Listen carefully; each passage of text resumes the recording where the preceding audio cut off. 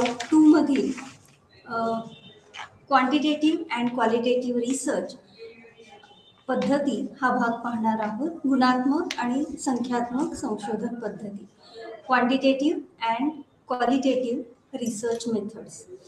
सगळ्यात महत्त्वाचं म्हणजे या भागामध्ये आपण वेगवेगळ्या प्रकारच्या विविध प्रकारच्या अशा संशोधन आराखड्यांची चर्चा करणार आहोत.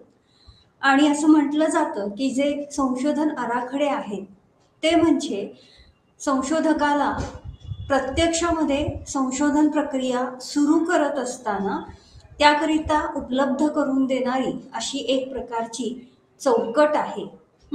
आणि परिणामतः जेव्हा एखाद्या संशोधनाला सुरुवात होते तेव्हा एखाद्या मार्गदर्शकाप्रमाणे ही संशोधन आराखडे काम करत असतात.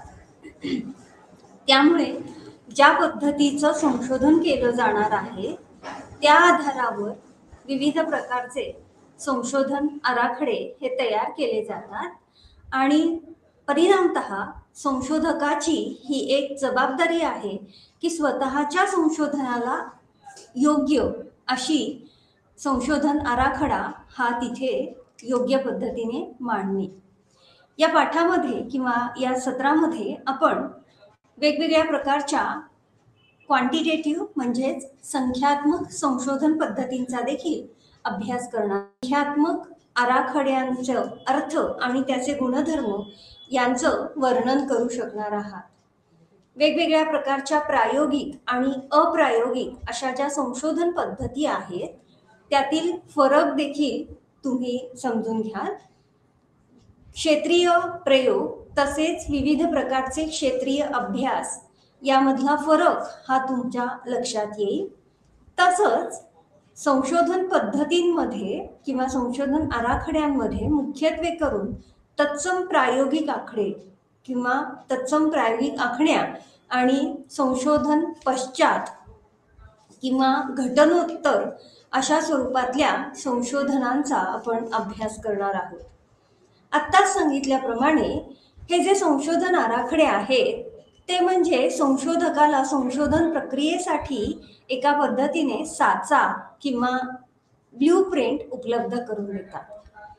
त्यामध्ये संशोधन प्रक्रिया, संशोधनाचे टप्पे, संशोधन पद्धती, तंत्र या सगळ्या घटकांचा समावेश होतो. आणि त्यामुळे एखाद्या संशोधनामध्ये काही त्रुटी असतील किंवा काही कमतरता असतील तर त्या कमतरता तर्कशुद्धरित्या कशा भरून काढता येतील हे संशोधनाच्या आराखड्याच्या माध्यमातून निश्चित करता येतं. या संशोधन आराखड्यामुळे एकूणच संशोधन प्रक्रिया संशोधक कशी पुढे घेऊन जाईल यासाठी मार्गदर्शन मिळत असतं. आणि त्यामुळे जेव्हा आपण संशोधन कसं करायचं आहे या कसे म्हणजेच हाऊ या प्रश्नाचं उत्तर या संशोधन आराखड्यांमुळे आपल्याला मिळू शकतं.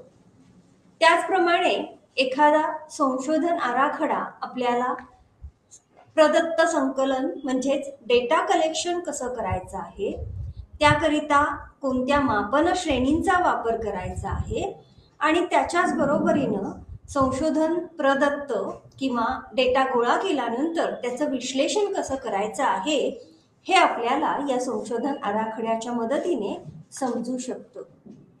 परिणामतः संशोधक विविध प्रकारच्या संशोधन आराखड्यांची निवड करतो आणि त्याने निवडलेली जी संशोधनाची समस्या आहे त्या समस्येला अनुसरून निवडले जातात. त्यामुळे हे जे संशोधन आराखडे आहेत ते संशोधन आराखडे संशोधकाला संशोधन साहित्याची टूल्सची निवड करण्यासाठी, त्याच्याच बरोबरीनं प्रदत्त संकलनासाठी आणि प्रदत्त विश्लेषणासाठी संशोधन आराखडा निश्चितपणे संशोधकाला उपयुक्त ठरतो. संशोधन आराखडा जर प्रभावी असेल तर संशोधनामुळे किंवा संशोधनामध्ये निर्माण होणाऱ्या वेगवेगळ्या ज्या त्रुटी आहेत किंवा जे प्रमाद आहेत किंवा संशोधकाचे जर काही पूर्वग्रह असतील तर ते किमान कमीत कमी ठेवण्यासाठी संशोधन आराखडा हा निश्चितपणे प्रभावीपणे काम करतो. जेव्हा आपण वेगवेगळ्या प्रकारच्या संशोधन पद्धतींचा विचार करतो तेव्हा त्या संशोधन आराखड्यासाठी काही आवश्यक गोष्टींची, काही आवश्यक घटकांची गरज असते आणि त्यामुळे संशोधन हे अधिकाधिक विश्वसनीय, म्हणजेच संशोधनाची मिळणारी फलित ही पुन्हा पुन्हा तपासून पाहिली तरी तीच मिळू शकतील अशा स्वरूपातली फलित जी आहेत ती विश्वसनीय आणि यथार्थ, योग्य अशा प्रकारची अर्थविवरणं ही जेव्हा मिळवायची असतात तेव्हा आपल्याला योग्य पद्धतीने संशोधन आराखड्याची निवड करण्याची गरज असते, आवश्यकता असते. काही महत्वाचे, काही मूलभूत असे संशोधन आराखड्याच्या संदर्भातील घटक हे आपल्यासमोर इथे मांडलेले आहेत आणि त्याच्यामधला पहिला घटक हा अत्यंत महत्वाचा आहे, तो म्हणजे there should be a clear purpose or aim of research. कोणतंही संशोधन सुरू करत असताना संशोधनाचा हेतू अत्यंत स्पष्ट असा स्वरूपातला असणं आवश्यक आहे. त्याचबरोबरीनं आपण जी प्रदत्त संकलनासाठी साधनं निवडणार आहोत त्या साधनांबाबत देखील संशोधकाला स्पष्ट आणि अत्यंत क्लिअर अशी माहिती असणं आवश्यक आहे. आणि त्यामुळे जेव्हा एखाद्या संशोधनाचा आराखडा हा निश्चित केला जातो तेव्हा आपण कोणत्या पद्धतीने, कोणत्या साधनांच्या मदतीने प्रदत्त संकलन करणार आहोत हे देखील तिथे माहीत असणं आवश्यक आहे. त्याच्याच बरोबरीनं ज्या विशिष्ट परिवर्त्यांबाबत, ज्या विशिष्ट घटकांबाबत संशोधन करायचं आहे त्याबाबत संशोधकांना अत्यंत स्पष्ट अशी कल्पना असणं आवश्यक आहे.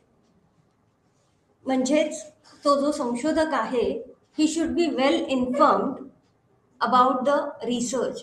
नक्की मला कशावर संशोधन करायचं आहे, माझ्या संशोधनाचा हेतू काय आहे या संदर्भात त्या संशोधकाजवळ योग्य आणि स्पष्ट अशी कल्पना असण्याची आवश्यकता आहे. त्याच्याच बरोबरीनं जेव्हा एखाद्या संशोधनाला सुरुवात केली जाते तेव्हा संशोधनाचा आराखडा निवडल्यापासून त्या संशोधनाचा योग्य अहवाल तयार होईपर्यंत किती वेळ लागू शकतो, म्हणजेच टाइमलाईन, वेळ मर्यादा ही संशोधकाला स्पष्ट असणं अत्यंतिक आवश्यक आहे. अत्यंत दीर्घ काळापर्यंत विशेषतः मानसशास्त्रासारख्या वर्तनशास्त्रामधली संशोधनं खूप दीर्घ काळापर्यंत जर सुरू राहिली तर काही बदलांना सामोरं जात असताना, काही प्रभावांमुळे कदाचित मिळणारी फलितं किंवा त्या संदर्भात मांडला जाणारा अहवाल हा काही अंशी तितकासा योग्य आणि त्या वेळेला अनुसरून असेलच असंही नाही. आणि म्हणून संशोधनाच्या वेळेसंदर्भात एक मर्यादा ही संशोधकाला माहीत असणं आवश्यक आहे. त्या संदर्भात महत्वाचा घटक आणि तो म्हणजे जेव्हा संशोधकाला काही प्रदत्त विश्लेषण करायचे आहे ते प्रदत्त विश्लेषण करण्यासाठी योग्य तंत्रांचं, योग्य मापनाचं ज्ञान हे संशोधकाजवळ असणं आवश्यक आहे. आणि सगळ्यात महत्त्वाचं असा संशोधन आराखड्याबाबत आवश्यक आणि मूलभूत घटक तो म्हणजे आपण ज्या गोष्टीबाबत, ज्या घटकांबाबत, ज्या सामाजिक परिस्थितीबाबत, ज्या वास्तविक घटकाबाबत संशोधन करणार आहोत त्या संशोधनाच्या मर्यादा काय असू शकतात या मर्यादांचं देखील पूर्णतः कल्पना संशोधकाला असणं आवश्यक ठरतं. एकदा का संशोधन आराखडा विशिष्ट पद्धतीने निवडायचा असं ठरलं की त्या संशोधन आराखड्याचे काही गुणधर्म आहेत. मगाशीच सुरुवात करत असताना संशोधन आराखड्याच्या बाबत विश्वसनीयता हा शब्द आपण वापरला होता. आणि त्यामुळे संशोधन आराखडा हा विश्वसनीय आहे. त्यामुळे संशोधकाने जेव्हा एखादा विशिष्ट संशोधन आराखडा निश्चित केला जातो तेव्हा संशोधनाला अनुसरून मांडलेले प्रश्न हे योग्य असावेत आणि परिणामतः त्याच्या माध्यमातून योग्य फलितं, प्रमाणित अशी फलितं मिळू शकतील याची संशोधकाने खात्री करणं गरजेचं ठरतं. त्याचप्रमाणे हेही अपेक्षित आहे की विशिष्ट संशोधन हे जर अत्यंत नियमित पातळीवर अत्यंत नियमितपणे केलं जात असेल तर त्या संशोधनाची पुन्हा पुन्हा संशोधन केल्यानंतर सुद्धा तीच फलितं, सारखीच फलितं मिळणं अपेक्षित आहे आणि हीच संशोधनाची विश्वसनीयता ठरते. त्यामुळे जेव्हा एखाद्या संशोधनाचा हेतू साध्य होतो किंवा एखाद्या संशोधनामधून पुन्हा पुन्हा संशोधन केल्यानंतर सुद्धा तीच फलितं मिळत असतात तेव्हा तो संशोधन आराखडा हा विश्वसनीय आहे, रिलायबल आहे असं म्हटलं जातं. संशोधन आराखड्याचा दुसरा आणि महत्त्वाचा गुणधर्म तो म्हणजे संशोधनाची वैधता किंवा यथार्थता, म्हणजेच संशोधन हे व्हॅलिड आहे. जेव्हा संशोधन आराखडा हा संशोधकाला प्रमाणित साधनं, प्रमाणित चाचण्या निवडण्याची संधी उपलब्ध करून देतो, निश्चितच असं संशोधन हे कोणत्याही प्रकारच्या पूर्वग्रहांपासून दूर असतं. आणि त्यामुळे त्या संशोधन आराखड्याच्या माध्यमातून ज्याचं मापन करायचं आहे त्याच घटकाचं मापन केलं जाणार आहे आणि म्हणून त्याला व्हॅलिड किंवा वैध, यथार्थ असा संशोधन आराखडा निवडलेला आहे असं म्हटलं जाईल. मुख्यत्वे करून कोणतीही मानसशास्त्रीय चाचणी जेव्हा वापरली जाते तेव्हा त्या चाचणीमध्ये सुद्धा विशिष्ट हेतू आहे. तो हेतू त्या चाचणीद्वारे किती प्रमाणात साध्य होतो ते म्हणजेच त्या संशोधनाची वैधता होय. तसंच चाचणीप्रमाणेच संशोधन आराखडा हा देखील वैध असणं आवश्यक आहे. म्हणूनच संशोधन करत असताना संशोधन आराखड्यामध्ये जी साधनं तयार केली जातात ती देखील वैध आहेत असं निश्चितपणे मानलं जातं. त्याच्याच बरोबरीनं जेव्हा आपण वैधतेचा, विश्वसनीयतेचा विचार करतो तेव्हा आणखी महत्त्वाचा घटक म्हणजे संशोधन आराखडा हा कोणत्याही पद्धतीने किंवा संशोधनाचा हेतू यामध्ये कोणत्याही पद्धतीने व्यक्तीच्या वैयक्तिक मतांना मान्यता नाही आणि त्यामुळे संशोधन आराखडा हा तटस्थ अशा स्वरूपातला असतो, म्हणजेच तो न्यूट्रल असतो. त्यामुळे त्या संशोधन आराखड्याद्वारे मिळालेली जी फलितं आहेत ती कोणत्याही प्रकारच्या पूर्वग्रहांमुळे प्रभावित झालेली नसतात किंवा त्याच्यामध्ये कोणतीही टोकाची भूमिका ही देखील आपल्याला दिसून येत नाही. आणि म्हणून एखादा संशोधन आराखडा हा देणारी फलितं किंवा मिळणारी फलितं अत्यंत तटस्थ अशा स्वरूपातली फलितं त्या संशोधन आराखड्याच्या मदतीने आपल्याला मिळू शकतात, ज्यामध्ये व्यक्तीच्या वैयक्तिक मतांना, व्यक्तिमत्वाला किंवा व्यक्तिनिष्ठतेला फारशी मान्यता नसते. तसंच संशोधनाची मिळालेली जी फलितं आहेत ती फलितं ज्या नमुना गटावर विशिष्ट फलितं प्राप्त होतील ती फलितं जनसंख्येला किंवा समष्टीला ती आपल्याला लागू करता येणं आवश्यक आहे. आणि म्हणून संशोधन आराखड्यामधून किंवा विशिष्ट संशोधन आराखडा वापरल्यानंतर त्या संशोधनातून निर्माण होणारी जी फलितं आहेत त्या फलितांचं आपल्याला समष्टीबाबत उपयोजन किंवा विशेषतः सामान्यीकरण, जनरलायझेशन हे करता येणं आवश्यक आहे. संशोधन आराखडे तयार करत असताना किंवा संशोधन आराखड्यांचा विचार करत असताना संशोधकाला कोणत्या टप्प्यांनुसार पुढे जायचं आहे आणि ते टप्पे फॉलो करत असताना विश्वसनीय अशी फलितं ही मिळण्याच्या दृष्टीने संशोधकाला काही विशिष्ट प्रकारच्या आराखड्यांचा विचार करावा लागतो. विशेषतः आपल्या संशोधनाची फलितं ही योग्य मिळण्याच्या दृष्टीनं किंवा अपेक्षित फलितं मिळण्याच्या दृष्टीनं संशोधन आराखडा हा देखील अचूक आणि योग्य असणं आवश्यक आहे. आणि म्हणून संशोधन आराखडा योग्य पद्धतीने निवडत असताना त्याचं मुख्यत्वे करून 2 भागांमध्ये विभाग केलेले आहेत किंवा संशोधन आराखड्याचे मुख्य 2 प्रकार आहेत. एक म्हणजे गुणात्मक संशोधन आराखडा आणि दुसरा म्हणजे संख्यात्मक संशोधन आराखडा. जेव्हा आपण गुणात्मक संशोधन आराखड्याचा विचार करतो तेव्हा हे आराखडे मानवी वर्तनामागील विविध कारणांचा शोध घेण्याचा प्रयत्न करतात. म्हणजेच विशिष्ट वर्तन घडत असताना त्यामागे काय प्रेरणा अस्तित्वात असू शकतात, विशिष्ट वर्तन घडत असताना व्यक्तीच्या कोणत्या इच्छा किंवा व्यक्तीच्या कोणत्या अंतर्गत प्रेरणा तिथे कारणीभूत आहेत याचा विचार संशोधन आराखड्यांमध्ये विशेषतः गुणात्मक संशोधन आराखड्यामध्ये केला जातो. यामध्ये मुख्यतः अत्यंत सखोल अशा घेतल्या जाणाऱ्या मुलाखती, त्याचप्रमाणे मुक्त स्वरूपामध्ये विचारले जाणारे प्रश्न यांच्या मदतीने प्रदत्त संकलन किंवा डेटा कलेक्शन हे केलं जातं.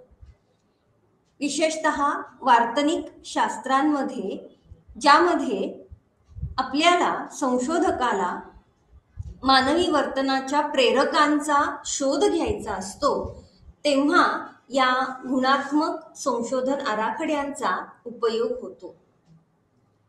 गुणात्मक संशोधन आराखड्यांच्या मदतीने संशोधक विशिष्ट प्रश्नाच्या व्हाय म्हणजेच का या प्रश्नाची सोडवणूक करण्यासाठी आणि त्याच्याच बरोबरीने नक्की जो प्रतिसाद देणारा आहे किंवा जो वर्तन करणारा आहे तो काय करत आहे या प्रश्नाचं उत्तर देण्यासाठी हा गुणात्मक संशोधन आराखडा आपल्याला उपयुक्त ठरतो. अनुवंशशास्त्र असेल किंवा विशिष्ट वांशिक घटक असतील, काही मूलभूत असे सिद्धांत असेल, सर्वेक्षण आहेत, व्यक्ती इतिहास आहे, व्यक्ती अभ्यास आहे, या विविध प्रकारे गुणात्मक संशोधन हे केलं जातं. आणि या गुणात्मक संशोधनाच्या मदतीनेच किंवा बरोबरीनेच संशोधन आराखड्याचा दुसरा जो प्रकार आहे तो म्हणजे क्वांटिटेटिव्ह म्हणजेच संख्यात्मक संशोधन आराखडा. यामध्ये महत्त्वाचा भर हा कोणतीही घटना, कोणतीही प्रसंग, परिस्थिती घडत असताना त्या संदर्भात मापनीय किंवा संख्यात्मक मापनतंत्रांचा वापर करून माहिती गोळा करण्यावर दिला जातो. आणि त्यामुळे जे संख्यात्मक संशोधन आराखडे आहेत ते विविध प्रकारच्या संख्यांच्या संदर्भामध्ये जे प्रश्न आहेत त्या प्रश्नांचं उत्तर देण्यासाठी हे संशोधन आराखडे मदत करतात. या संशोधन आराखड्यांमध्ये मुख्यत्वे करून विविध प्रकारच्या प्रश्नावल्या आणि त्याच्याच बरोबरीनं बंदिस्त अशा स्वरूपातल्या प्रश्नांचा वापर केला जातो.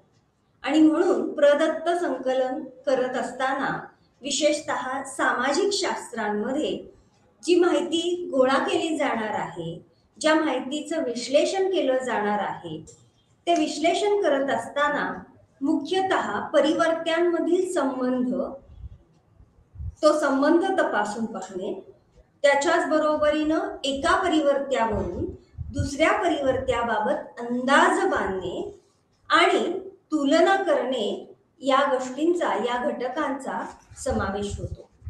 संशोधन करत असताना जेव्हा आपण संख्यात्मक संशोधनाचा विचार करतो तेव्हा मुख्यत्वे करून प्रयोगशालेय संशोधन किंवा प्रयोगशालेय प्रयोग, क्षेत्रीय प्रयोग, क्षेत्रीय अभ्यास, तत्सम प्रायोगिक संशोधन, घटनोत्तर अभ्यास या स्वरूपातल्या संशोधन आराखड्यांचा समावेश हा संख्यात्मक संशोधनामध्ये होत असतो.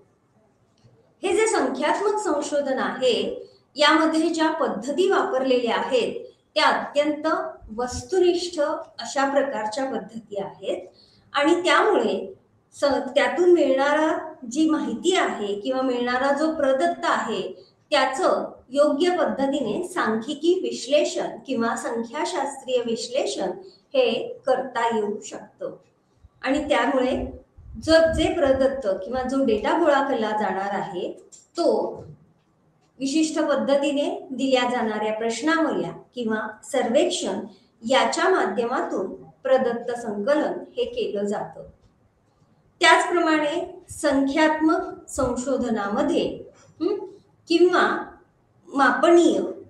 मापनात्मक अशा संशोधनामध्ये प्रामुख्याने जे परिवर्त्य आहेत त्या परिवर्त्यांमध्ये संशोधक बदल करू शकतो, त्याच्यामध्ये मॅनिप्युलेशन्स करू शकतो आणि त्या परिवर्त्यांवर नियंत्रण देखील ठेवू शकतो, नियंत्रण देखील प्रस्थापित करू शकतो.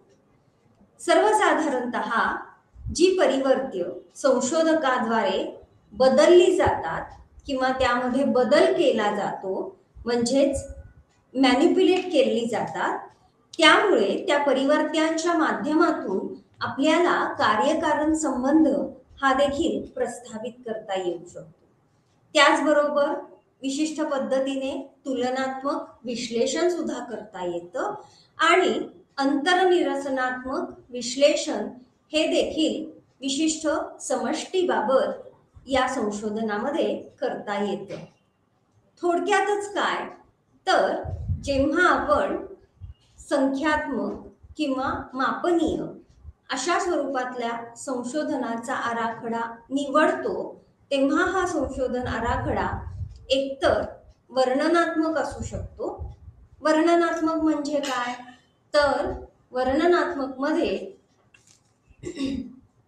मुख्यत्वे करून जो प्रयुक्त अभ्यासासाठी घेतलेला आहे किंवा जे प्राप्तांक गोळा केले जातात ते एकदाच गोळा केले जाणार आहेत. त्याच्याच बरोबरीनं संशोधनाचा जो मूलभूत किंवा जो मूळ हेतू आहे तो विशिष्ट पद्धतीने परिवर्त्यांमध्ये संबंध निर्माण करणं, संबंध प्रस्थापित करणं हा यामध्ये असतो. कशामध्ये तर वर्णनात्मक सांख्यिकीमध्ये किंवा वर्णनात्मक संख्यात्मक संशोधनामध्ये. आणि त्याच्याच बरोबरीनं साधारणतः अभ्यासासाठी घेतलेला नमुना गट हा बऱ्यापैकी मोठा गट असतो. म्हणजे नमुना गट हा मोठा असल्यामुळे त्यावरून मिळणारी फलिते किंवा त्या गटाला मिळालेली जी फलितं आहेत ती फलिते समष्टीबाबत लागू करता येतात.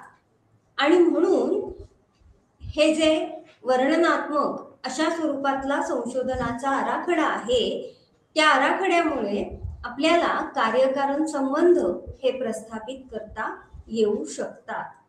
त्याच्याच बरोबरीनं दुसरा जो आराखड्याचा प्रकार आहे तो आहे प्रायोगिक आराखडा. आता या प्रायोगिक आराखड्यामध्ये काय केलं जातं तर विशिष्ट नमुना गटाला नियंत्रित अशा परिस्थितीमध्ये उपचारापूर्वी किंवा उपचारानंतर मिळणाऱ्या प्राप्तांकाची तुलना केली जाते. म्हणजे एका विशिष्ट परिस्थितीला सामोरं जाण्यापूर्वी प्रयुक्तांमध्ये असणारे प्राप्तांक, प्रयुक्तांच्या असणाऱ्या प्रतिक्रिया आणि त्याच्याच बरोबरीनं विशिष्ट परिस्थिती उपलब्ध करून दिल्यानंतर त्या प्राप्तांकामध्ये होणारी त्याच प्रयुक्तांबाबतचा फरक, बदल हा इथे अभ्यासला जातो किंवा तपासला जातो.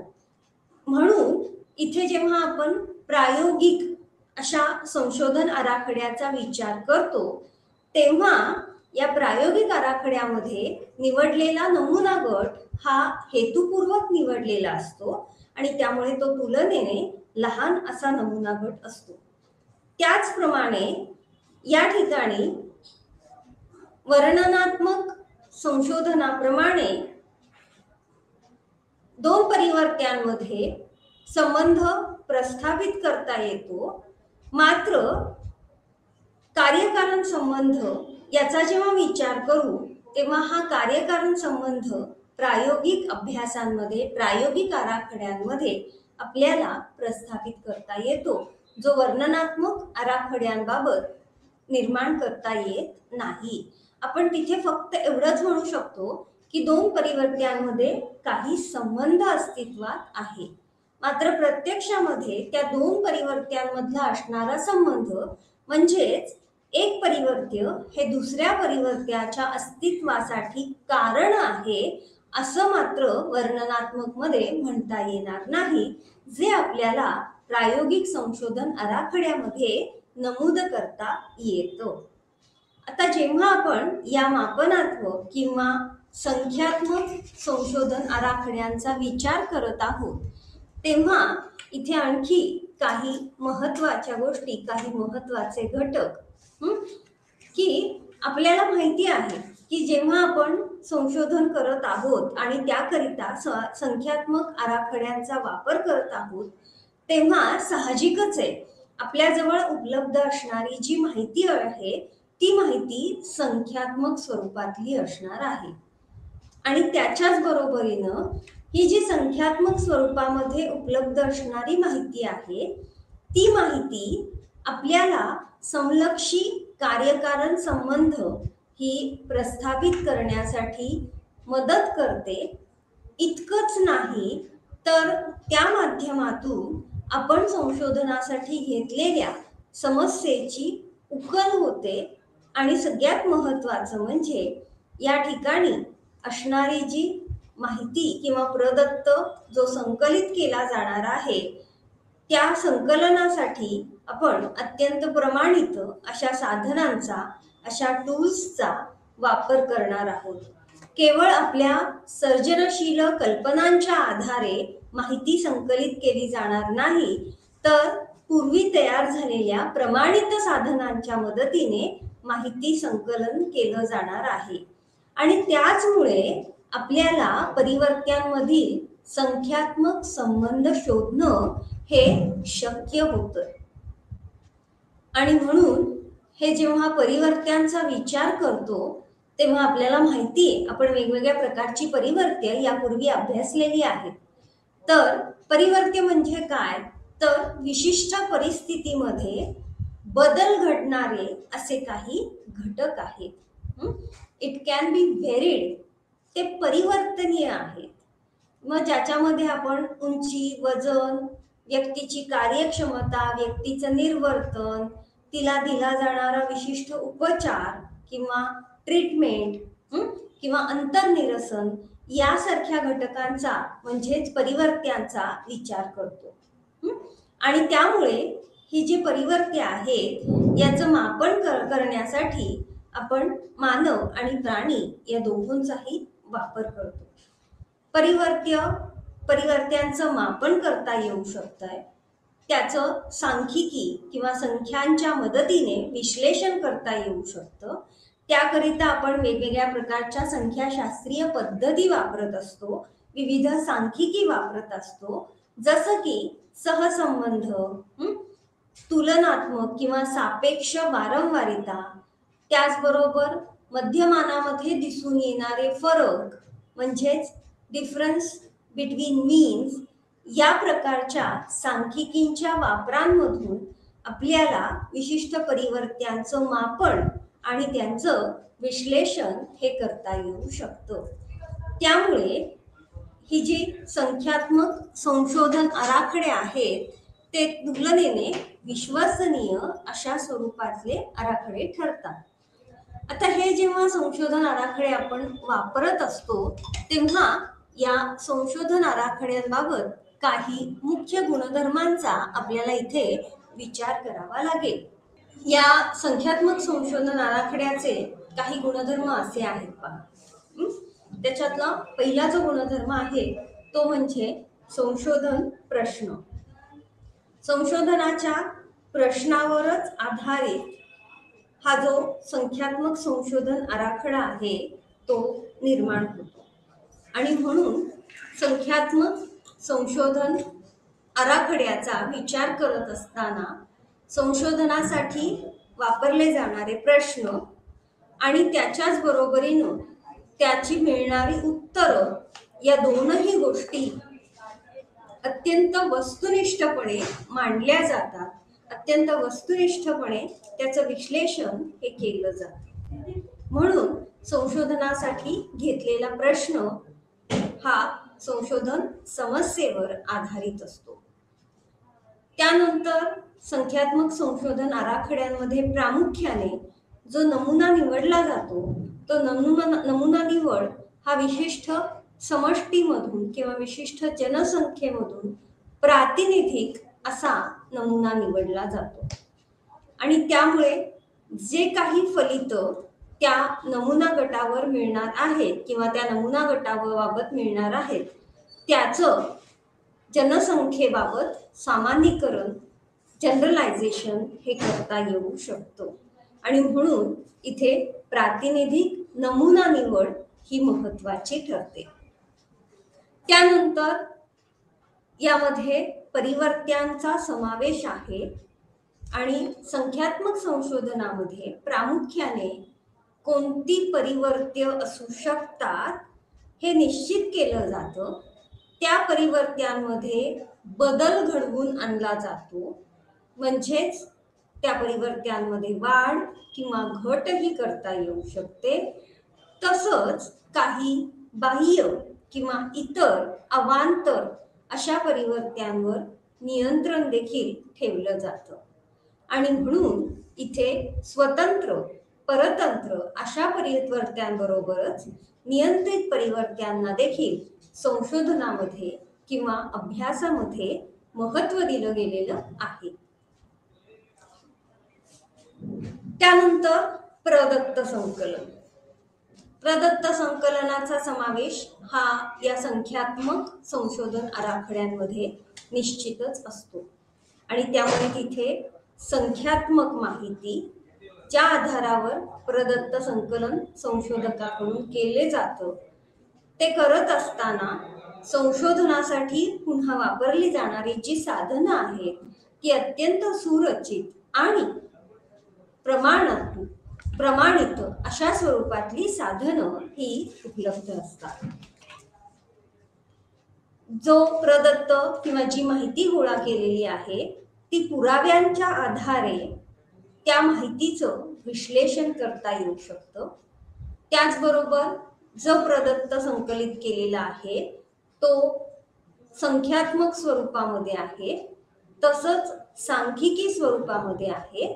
आणि म्हणून ती जी माहिती आहे ती आपल्याला विविध तक्ते, चार्ट्स किंवा आकृत्या किंवा वेगवेगळ्या प्रकारच्या स्वरूपामध्ये व्यक्त करता येते, मांडता येऊ शकते. तसंच संशोधनाच्या बाबतीत जी संशोधनाची विशेषतः फलित आहेत ती फलित मिळवत असताना हे जे संशोधन आहे हे योग्य पद्धतीने योग्य नियोजन अशा पद्धतीने केलेलं आहे. आणि म्हणून संशोधनाच्या बाबतीत नियंत्रित अशी परिस्थिती आहे.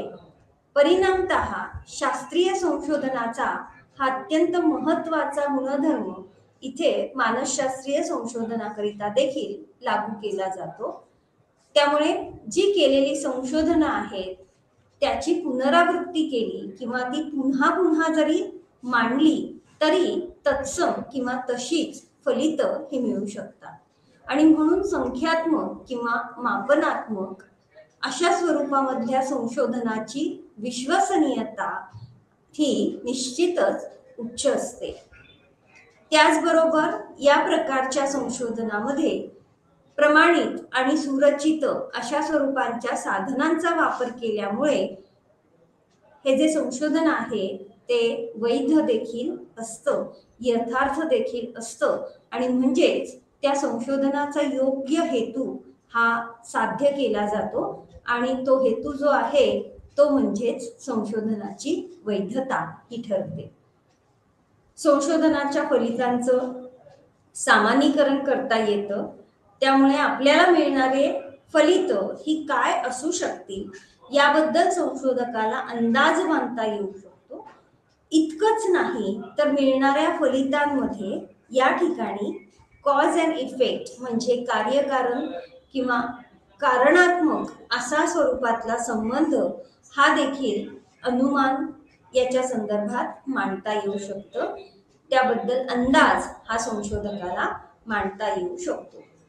जेव्हा आपण संख्यात्मक संशोधनाचा विचार करतो तेव्हा निश्चितच कोणताही संशोधन आराखडा घेतला की त्याचे काही फायदे आणि काही तोटे देखील किंवा मर्यादा देखील आहेतच.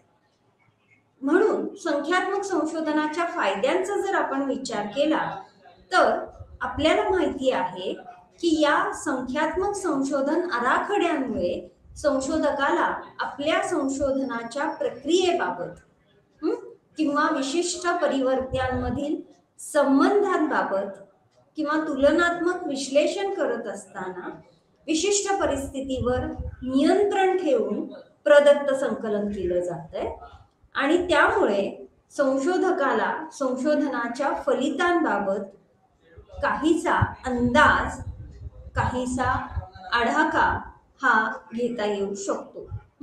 आणि म्हणून आपण जेव्हा या संख्यात्मक संशोधन आराखड्यांचा विचार करतो तेव्हा त्याचा पहिला आणि महत्वाचा फायदा असा आहे की या संशोधनामधून मिळालेलं जो प्रदत्त आहे ते प्रदत्त संकलन हे मोठ्या नमुना गटावर केलं जातं आणि त्यामुळे या संशोधनाच्या माध्यमातून आपल्याला अत्यंत विस्तृत स्वरूपामध्ये अभ्यास करता येऊ शकतो. परिणामतः जी फलितं आहेत त्या फलितांचं सामान्यीकरण करता येतं, ती आपल्याला समष्टीबाबत, जनसंख्येबाबत लागू करता येतात. याचं कारण गोळा केलेला प्रदत्त हा एका मोठ्या गटावर संकलित केलेला असतो. त्यानंतर संख्यात्मक संशोधन आराखडे जे आहेत ते त्या आराखड्यांच्या माध्यमातून आपल्याला विश्वसनीय, त्याचबरोबर वैध, अचूक आणि वस्तुनिष्ठ फलिते मिळतात. म्हणजे आपण विशिष्ट संशोधनाचा आराखडा वापरून एखादं संशोधन केल्यानंतर मिळणारी फलितं ही पुन्हा पुन्हा तपासून पाहता येतात, म्हणजेच विश्वसनीय फलितं आहेत. त्याच्याच बरोबरीनं ज्या हेतूने आपण संशोधन करत आहोत तो हेतू देखील योग्य पद्धतीने साध्य होतो. परिणामतः मिळणारी फलितं ही अचूक आणि वस्तुनिष्ठ ठरतात. एकदा वस्तुनिष्ठता आली की त्यामध्ये संशोधकांच्या स्वतःच्या वैयक्तिक अशा मतांना त्यामध्ये फारसा वाव किंवा त्यामध्ये फारसा कोणत्याही पद्धतीने संशोधकाला ढवळाढवळ करता येत नाही आणि म्हणून मिळालेली फलितं ही या संशोधनामध्ये वस्तुनिष्ठ असतात. विश्वसनीयतेमध्येच येऊन गेल्याप्रमाणे फलितं जी आहेत त्या फलितांची पुन्हा त्याचा डुप्लिकेट किंवा त्याचा रिप्लिकेट करता येऊ शकतं. तेच संशोधन पुन्हा करता येऊ शकतं आणि तसंच त्याच स्वरूपातलं पुन्हा विशिष्ट परिस्थितीमध्ये संशोधनाची रचना ही करता येऊ शकते. संशोधन हा जो संशोधनाचा आराखडा आहे या संशोधन आराखड्यामुळे अत्यंत नियंत्रित अशा परिस्थितीमध्ये संशोधक आपला प्रयोग किंवा आपलं काम करतो आणि परिणामतः संशोधनाचं प्रमाद प्रचरण किंवा संशोधकाने निवडलेल्या स्वतंत्र परिवर्त्या व्यतिरिक्त इतर परिवर्त्यांमुळे मिळणाऱ्या फलितांमध्ये किंवा फलितांमध्ये येणाऱ्या विचलनामध्ये आपल्याला इथे नियंत्रण ठेवता येऊ शकतं आणि त्यामुळे प्रमाद प्रचरण हे देखील कमीत कमी हे देखील किमान राहतं. संशोधन करत असताना अत्यंत बंदिस्त त्याचबरोबरीनं सुरक्षित अशा स्वरूपाची फलित अशा स्वरूपातले प्रश्न अशा स्वरूपातली प्रश्नावली ही निवडलेली असताना जो प्रतिसाद देणारा आहे त्या प्रतिसाद देणाऱ्याच्या किंवा प्रयुक्ताच्या वैयक्तिक मतांना तिथे फारशी मान्यता नसते आणि म्हणूनच संख्यात्मक संशोधन आराखडे हे निश्चितच आपल्याला वैध आणि विश्वसनीय अशी फलिते देतात आणि त्या फलितांचं आपल्याला समष्टीबाबत जनसंख्येबाबत जनरलायझेशन किंवा सामान्यीकरण करता येऊ शकतं. हे फायदे जरी असले तरी त्याच्याच बरोबरीनं या संशोधनाच्या किंवा या आराखड्याच्या काही मर्यादा देखील आहेतच आणि म्हणून इथे मर्यादांमध्ये विशिष्ट घटनांना अनुसरून किंवा विशिष्ट संदर्भाला घेऊन या संशोधनातून मिळणाऱ्या फलितांचा आपल्याला स्पष्टीकरण योग्य पद्धतीने देता येत नाही. त्याचप्रमाणे या संशोधनामध्ये संख्यात्मक दृष्टिकोनातूनच योग्य विशिष्ट माहिती दिलेली असल्यामुळे आपल्याला त्याबाबत अधिक शोध घेण्यासाठी फारसा वाव हा राहत नाही. या संशोधनामध्ये मुख्यत्वे करून क्लोज एंडेड म्हणजेच बंदिस्त स्वरूपातले प्रश्न विचारलेले जात आहेत आणि त्यामुळे कदाचित संपूर्ण माहिती ही उपलब्ध होईलच असंही नाही. म्हणजेच संशोधनातून मिळणारी माहिती ही अपूर्ण अशा स्वरूपातली देखील असू शकेल. त्याचबरोबरीनं या संशोधन पद्धतीमध्ये मिळणारी जी फलितं आहेत ती कदाचित कधीतरी अत्यंत वरवरची आणि अत्यंत संकुचित अशा स्वरूपातली सुद्धा असू शकते. जेव्हा आपण एखादं संख्यात्मक संशोधन करतो तेव्हा फारसा मुलाखत या तंत्राचा वापर केला जात नाही किंवा एखाद्या व्यक्तीला काय निश्चितपणे संवेदित होत आहे त्याचं सखोल संशोधन देखील किंवा शोधन देखील घेतलं जात नाही, केलं जात नाही आणि त्यामुळे आपल्याला वास्तव परिस्थिती किंवा खऱ्या जगाबद्दल योग्य मर्म प्राप्त होईलच असं नाही आणि त्यामुळे ही अत्यंत महत्त्वाची अशी या आराखड्याची मर्यादा ठरते.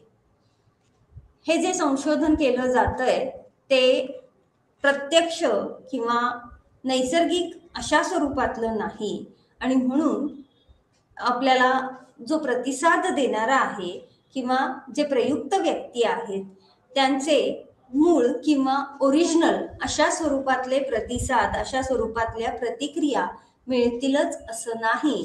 कारण हे जे संशोधन घडतंय किंवा हा जो आराखडा वापरला जातोय तो अत्यंत काटेकोर अशा नियंत्रित परिस्थितीमध्ये या आराखड्याचा वापर केला जातोय.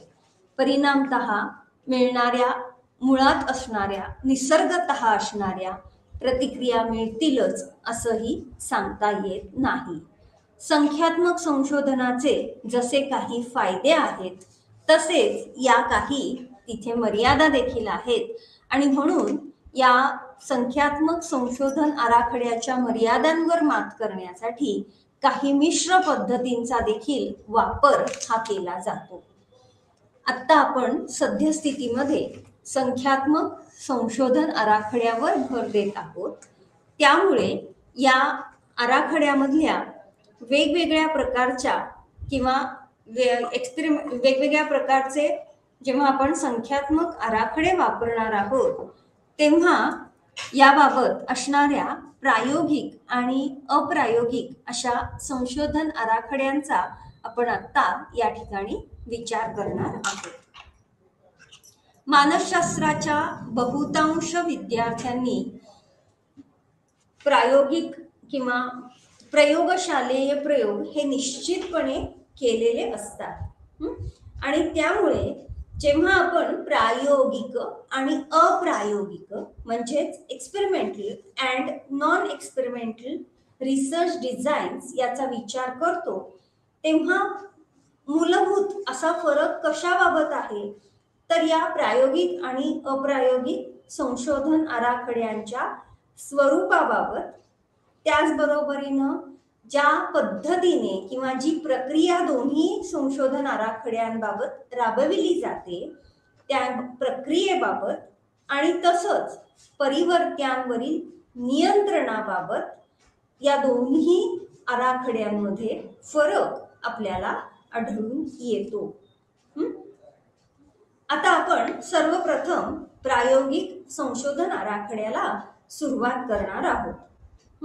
जेव्हा आपण प्रायोगिक संशोधन आराखडा असं म्हणतो, प्रायोगिक संशोधन आराखड्यामध्ये हा जो संशोधक आहे तो परिवर्त्यांमध्ये बदल घडवून आणतो. विशिष्ट हेतूनुसार परिवर्त्यांमध्ये बदल घडवून आणतो. आणि मुख्य हेतू काय आहे पुन्हा, तर विशिष्ट परिवर्त्यांमध्ये कार्यकारण संबंध आढळणे, कार्यकारण संबंधांचा अभ्यास करणे. आणि त्यामुळे जी निर्धारक किंवा जी निर्धारित करणारी अशी परिवर्तके आहेत, त्याचबरोबरीनं जे प्रयुक्तांशी संबंधित परिवर्तके आहेत त्या परिवर्तकांमध्ये प्रयोजक हा बदल घडवून आणत असतो. हे प्रयोग जे आहेत ते प्रयोगशाळेच्या नियंत्रित वातावरणामध्ये केले जातात, जिथे संशोधक प्रयुक्तांचे किंवा नमुन्याचे 2 गटांमध्ये विभाजन करतो. म्हणजेच नमुना हा 2 गटांमध्ये किंवा 2 पेक्षा अधिक गटांमध्ये विभागला जातो आणि त्यापैकी एक गट हा प्रायोगिक गट असतो किंवा प्रायोगिक समूह असतो. या प्रायोगिक समूहाबाबत विशिष्ट उपचार किंवा ज्याला आपण ट्रीटमेंट ग्रुप असंही म्हणतो. आणि त्यामुळे या प्रायोगिक गटाबाबत प्रयोगकर्ता हा काही घटकांमध्ये, काही परिवर्त्यांमध्ये किंवा काही परिवर्त्य हे मुद्दाम तिथे प्रायोगिक गटाकरिता उपलब्ध करून देतो. आणि दुसरीकडे दुसरा जो समूह आहे त्याला नियंत्रित समूह किंवा ज्याला कंट्रोल्ड ग्रुप असं म्हटलं जातं. पहिला जो आहे तो प्रायोगिक म्हणजेच एक्सपेरिमेंटल ग्रुप. या एक्सपेरिमेंटल ग्रुपला किंवा या प्रायोगिक गटाला काही परिवर्तके ही मुद्दाम उपलब्ध करून दिली जातात आणि म्हणून प्रायोगिक गटाबाबत विशिष्ट परिवर्तके ही उपस्थित असतात किंवा उपचार हा पुरविला जातो. अंतर्निरसन हे प्रायोगिक गटाबाबत वापरलं जातं. तर नियंत्रित समूहाबाबत मात्र अशा स्वरूपातलं कोणत्याही स्वरूपातलं मॅनिप्युलेशन, कोणतेही बदल केले जात नाहीत, कोणतंही विशिष्ट परिवर्तक हे उपलब्ध करून दिलं जात नाही, कुठलाही विशिष्ट उपचार किंवा अंतर्निरसन हे या नियंत्रित समूहाबाबत पुरविलं जात नाही. आणि म्हणून जेव्हा आपण प्रायोगिक किंवा प्रयोगशालेय प्रयोगांचा विचार करतो तेव्हा प्रयोगशाळेतल्या प्रयोगांबाबत उच्च नियंत्रण असतं किंवा बाह्य परिवर्त्यांवर नियंत्रण ठेवलं जातं. परिणामतः प्रयोगशालेय प्रयोगांबाबत आपल्याला जी फलितं मिळतात ती सर्वाधिक विश्वसनीय अशा स्वरूपातली फलितं आहेत. आणि म्हणूनच ज्या परिवर्त्यांवर, विशेषतः ज्या परिवर्त्यांमध्ये संशोधक प्रयोजक बदल करणार आहे त्या बदलाचा परिणाम आपल्याला परतंत्र परिवर्त्यामध्ये दिसून येतो किंवा त्या बदलाचा परिणाम हा आपल्याला परतंत्र परिवर्त्याबाबत लक्षात येतो, तो दिसून येतो. जसं की पहा, की आपल्याला एका विशिष्ट तीव्रतेचा प्रकाश आणि विशिष्ट तापमान याचा व्यक्तीच्या निर्वर्तनावरचा परिणाम अभ्यासायचा आहे. इथे परिवर्त्य आहेत प्रकाश किंवा प्रकाशाची तीव्रता आणि तापमान. जेव्हा या दोन परिवर्त्यांचा कशावर परिणाम अभ्यासायचा आहे, तर निर्वर्तनावर, परफॉर्मन्सवर. तेव्हा हे जे प्रकाश आणि तापमान आहे हे स्वतंत्र परिवर्त्य ठरेल किंवा हे निर्धारक परिवर्त्य ठरेल, ज्यावर प्रयुक्तांचं निर्वर्तन हे अवलंबून असणार आहे. म्हणून प्रयुक्तांचं निर्वर्तन, प्रयुक्तांचा परफॉर्मन्स हा या ठिकाणी अवलंबी किंवा परतंत्र परिवर्त्य ठरेल. त्यामुळे इथे हे जे निर्धारक परिवर्त्य आहे ते स्वतंत्र परिवर्त्याचा होणारा जो परिणाम आहे त्याबाबत अंदाज बांधते. म्हणजेच कशा पद्धतीने प्रकाश योजनेमध्ये बदल केला असता किंवा कशा पद्धतीने विशिष्ट तापमानामध्ये बदल घडला असता प्रयुक्तांची जी निर्वर्तन आहे, प्रयुक्तांची जी कार्यक्षमता आहे त्यामध्ये फरक पडू शकतो. याबाबत अंदाज बांधण्याचं काम हे या निर्धारक म्हणजेच स्वतंत्र परिवर्त्यामुळे घडू शकतं. आणि म्हणून प्रायोगिक संशोधनामध्ये अशा स्वरूपातले 2 किंवा अधिक समूह घेऊन एका समूहाला म्हणजेच प्रायोगिक समूहाला, प्रायोगिक गटाला विशिष्ट परिवर्तके उपलब्ध करून दिली जातात किंवा विशिष्ट परिवर्तकांची उपस्थिती आहे किंवा नियंत्रित समूह असा आहे की ज्याला कोणत्याही प्रकारचा विशेष उपचार किंवा विशिष्ट परिवर्तके ही पुरविली जात नाहीत. एकूणच हे जे प्रयोगशाळेतले प्रयोग आहेत या प्रयोगांची मिळणारी फलितं ही उच्च नियंत्रणामुळे विश्वसनीय अशी फलितं मिळतात आणि त्याचबरोबरीनं स्वतंत्र किंवा निर्धारित परिवर्तकामध्ये बदल करून त्याचा परतंत्र किंवा अवलंबी परिवर्तकावरील परिणाम हा या ठिकाणी अभ्यासला जातो.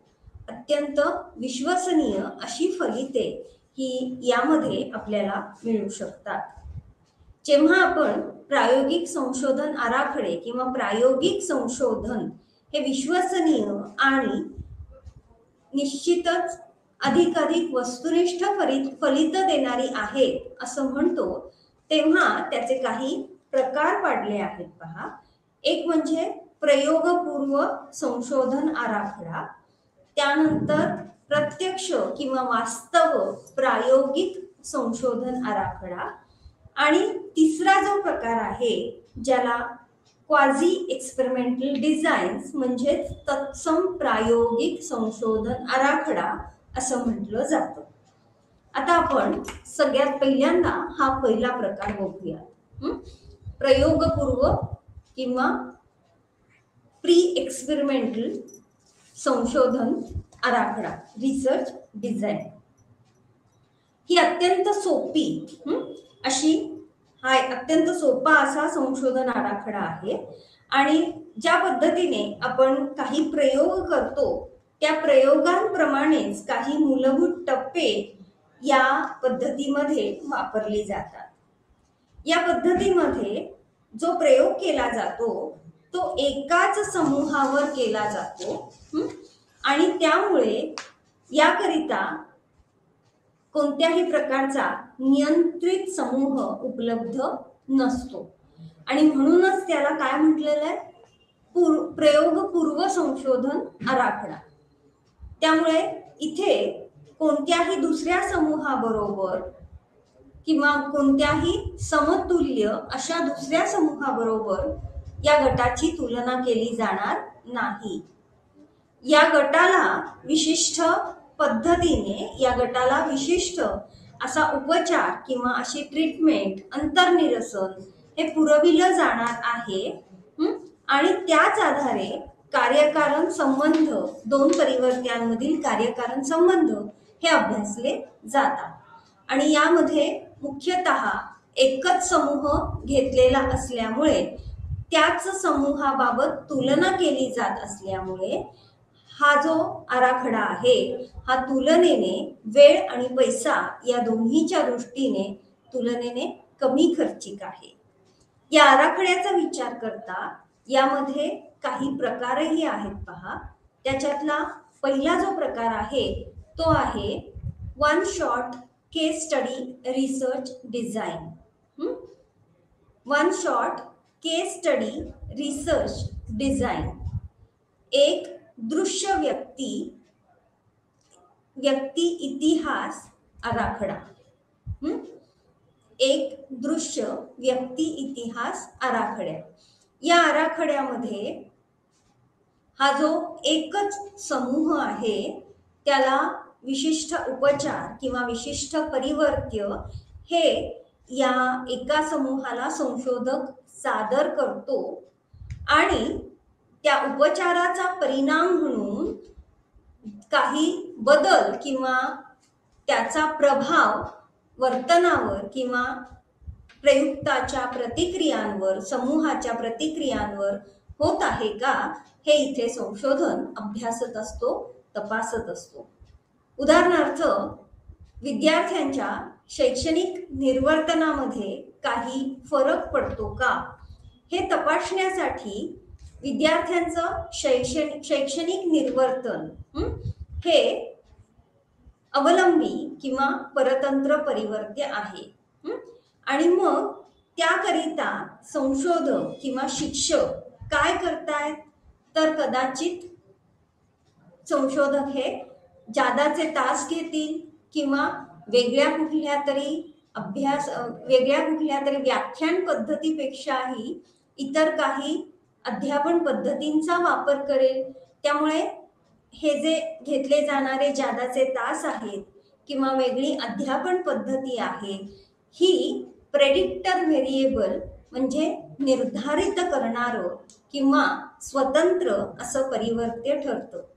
आणि त्यामुळे हे परिवर्त्य विद्यार्थ्यांच्या विशिष्ट गटाला, एकाच गटाला पुरविलं जाईल आणि त्यामुळे विद्यार्थ्यांच्या निर्वर्तनामध्ये म्हणजेच परतंत्र परिवर्त्यामध्ये, निष्पत्तीमध्ये, फलितांमध्ये काही फरक होतो आहे का हे तपासलं जाईल. हा जो संशोधन आराखडा आहे या संशोधन आराखड्यामुळे दिला जाणारा उपचार किंवा पुरविली जाणारी जी परिवर्त्य आहेत त्या परिवर्त्यांचा फलितांबाबत काही परिणाम दिसून येतो आहे का हे तपासून पाहणं हा यामागचा मुख्य हेतू आहे.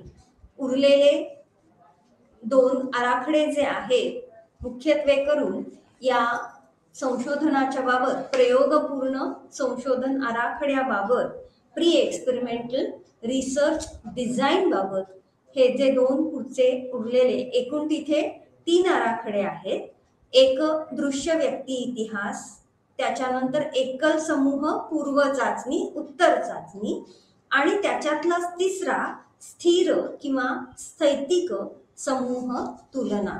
त्यापैकी एकल समूह पूर्व चाचणी, उत्तर चाचणी आणि स्थैतिक समूह तुलना हे जे 2 प्रकार आहेत ते आता आपण पुढच्या तासाला पाहूया. थँक्यू.